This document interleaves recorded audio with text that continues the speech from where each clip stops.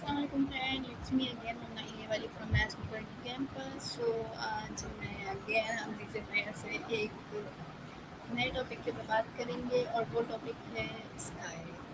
So start करते हैं.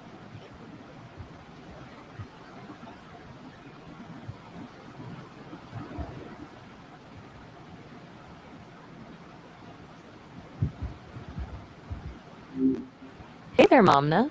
Good to hear from you again. What's going on with you today? Hi Maya, how are you? Hey. No, I'm doing well, thanks. You sounded a little unclear there. What were you saying?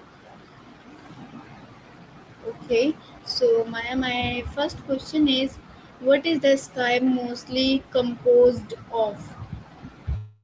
The sky is mostly made up of nitrogen, about 78% of it, followed by oxygen, around 21%. The remaining 1% includes things like argon, carbon dioxide, and trace amounts of other gases. It's pretty wild that the same stuff we need to breathe is also what makes up the endless blue above us, huh?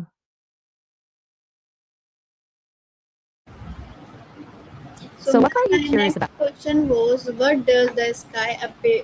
Why does the sky appears blue during the day? Ah, good one. That's because of something called Rayleigh scattering. Basically, when sunlight hits the atmosphere, blue and violet light get scattered around way more than other colors because they travel as shorter, smaller waves.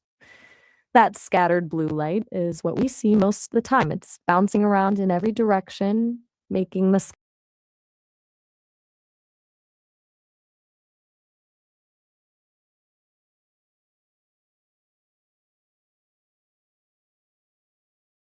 connections acting up. Okay, Maya, wait a second.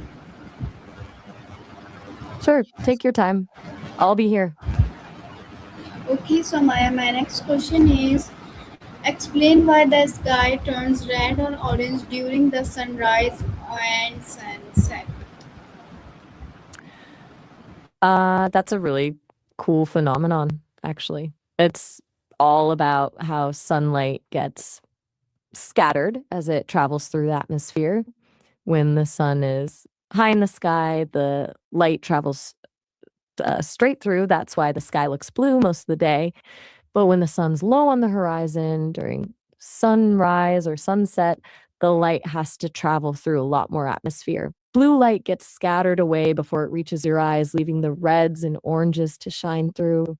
Basically, the reds and oranges are longer wavelengths and can cut through all that extra atmosphere while the blues and violets can't. It's like the atmosphere is acting as I understand. Just let me know what you need when you're ready.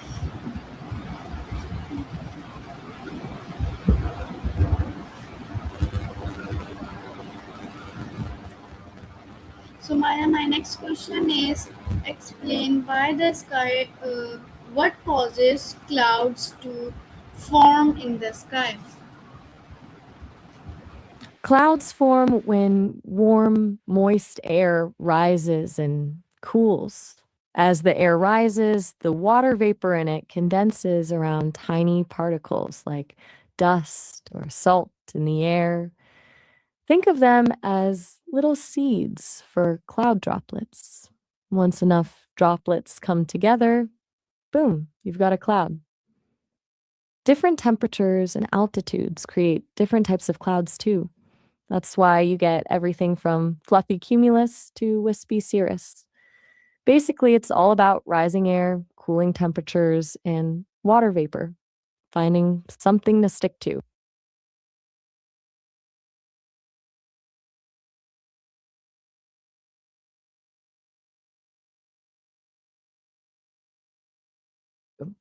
Make sense?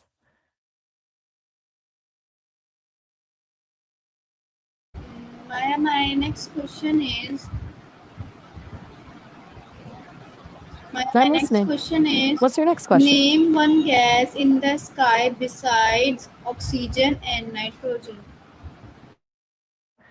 Argon. It's actually the third most abundant gas in the Earth's atmosphere, making up just under 1% of it. While oxygen and nitrogen get all the attention, argon hangs out there too.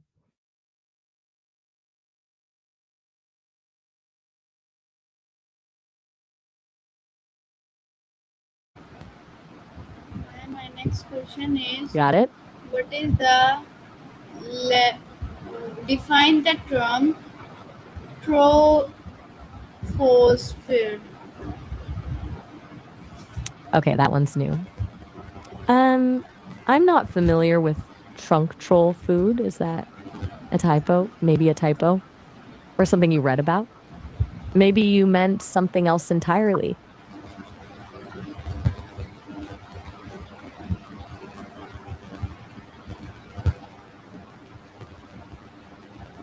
So Maya, my next question is, how do star how do star appear in the night sky?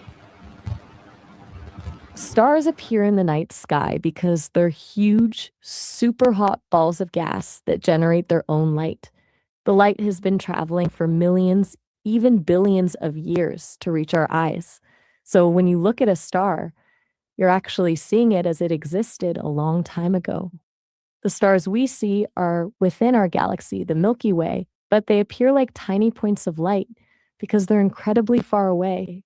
The dark night sky just makes their glow more visible by creating a contrast with the dark sky.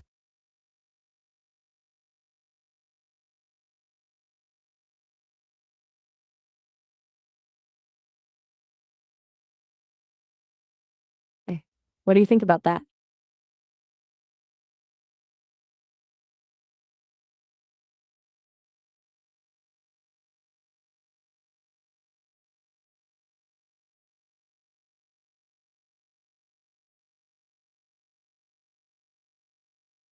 You still there?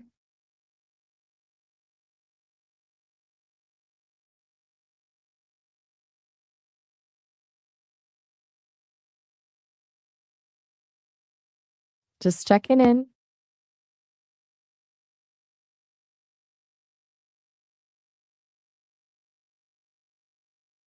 Maya, my next question is, what causes rainbow in the sky? Rainbows happen when sunlight gets refracted, bent, as it enters raindrops. Each color of light bends at a slightly different angle, which is why you see the colors separated out into that familiar arc. Need the sun behind you and the rain in front to see them. So basically, sunshine playing with raindrops. Pretty neat, right?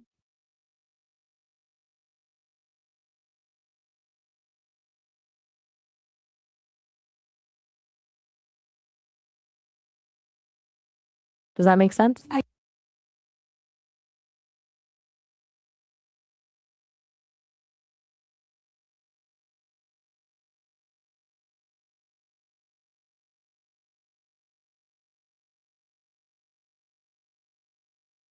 Take your time.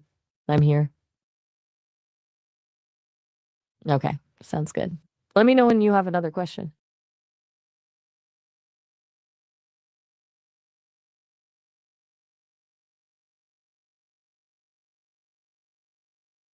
No problem. Whenever you're ready.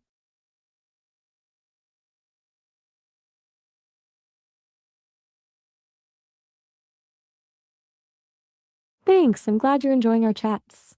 What's on your mind? Sure, waiting for you.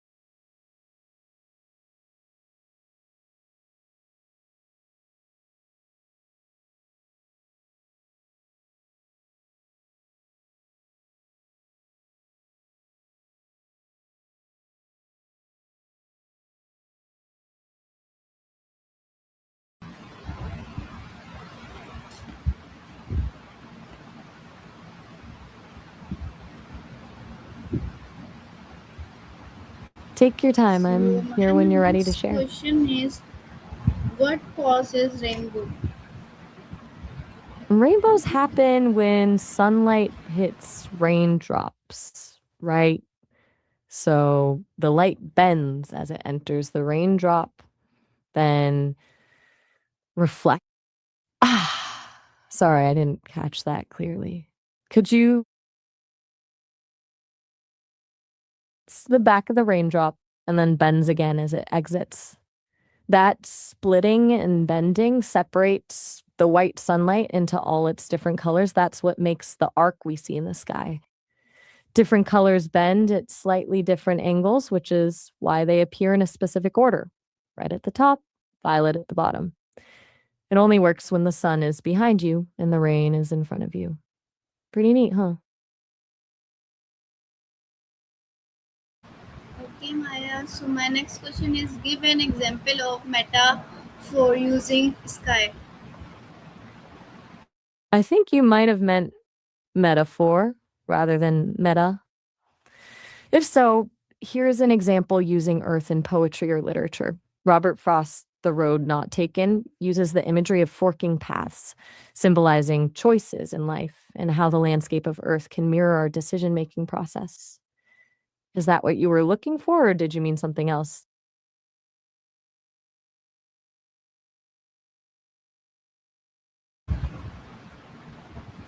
Okay, Maya. So my next question is, what does the phrases skies the limit means? That's a bit of a tricky phrase. The sky's the limit means there are no boundaries or restrictions. You can achieve anything you want. It's used to encourage someone to aim high and not be afraid to dream big. Faces or the face don't really fit in there, though. It seems like there might be some extra words mixed in. Does that make sense?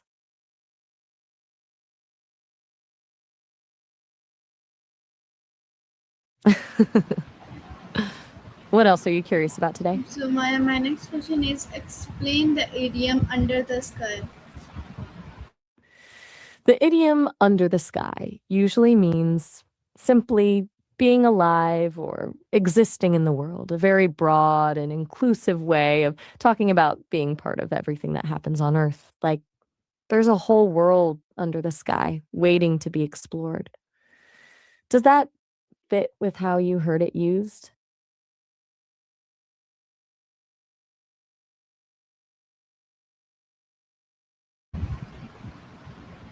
So my next question is, how is the sky used symbolically in poetry?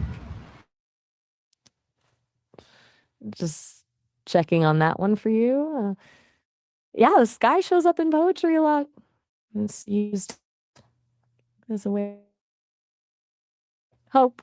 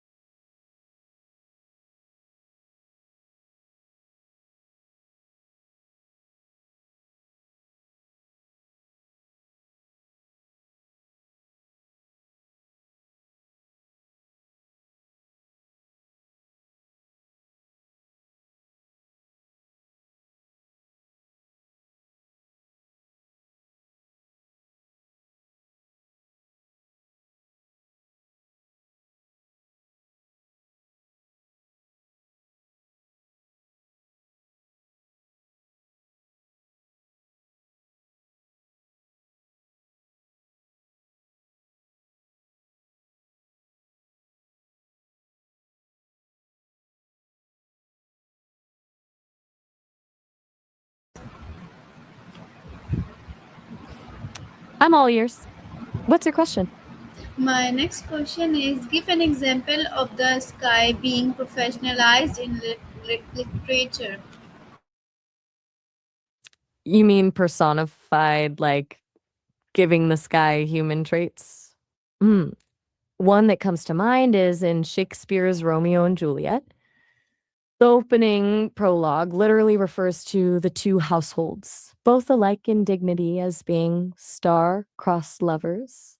So, the sky, or more specifically the stars, are framed as having agency and even crossing their paths. Gives the drama this sense of fate already written in the heavens. It's like the sky itself is playing a role in their story. Does that make sense?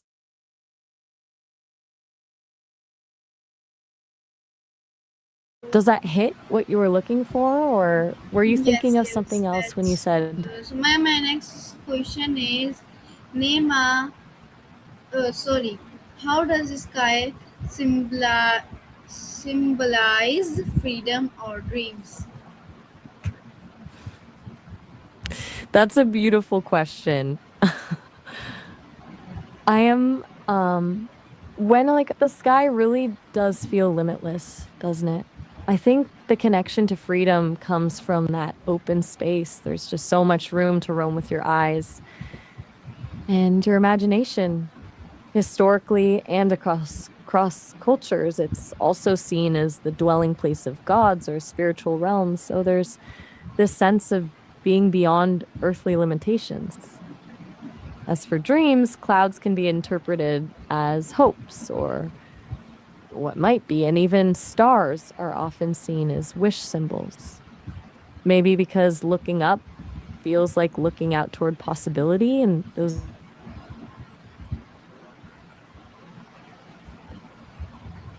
So Maya, my next question is, how does the sky give a proved that involves the sky?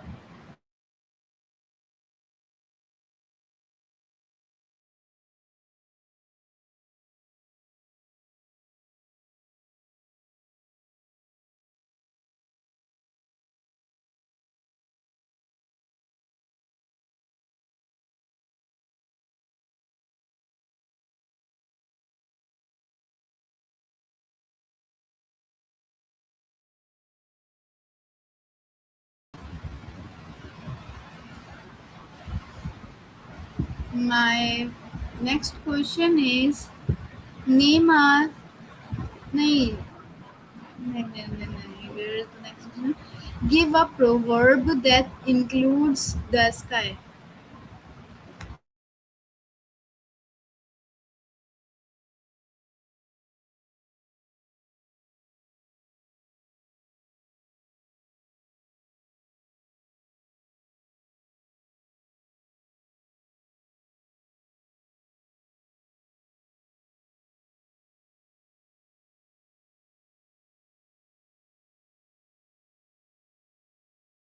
So my next question is, how do writers describe the sky to set a mood?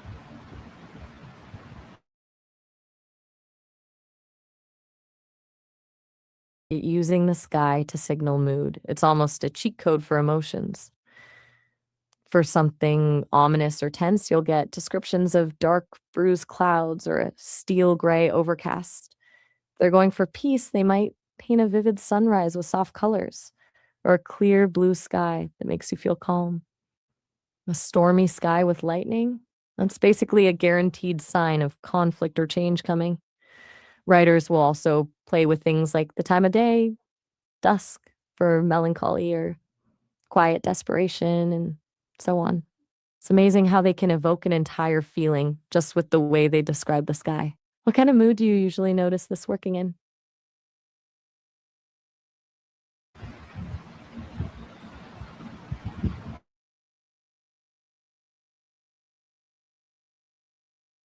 Taking your time? No worries, I'm here whenever you're ready. So my next question is, name one word associated with the sky in mythology. Ooh. Ooh, that's a big one. Celestial jumps to mind. It comes directly from words for heaven or the sky realms. In Greek mythology, Uranus literally meant sky and was a primordial god who represented the heavens themselves. Even ether used to refer to this upper, pure air above the clouds in ancient beliefs. You see it pop up with concepts like aetherial, suggesting something light and heavenly. There are tons more, but those are probably the big ones that have stuck around in our language now. Does that make sense for what you were thinking of?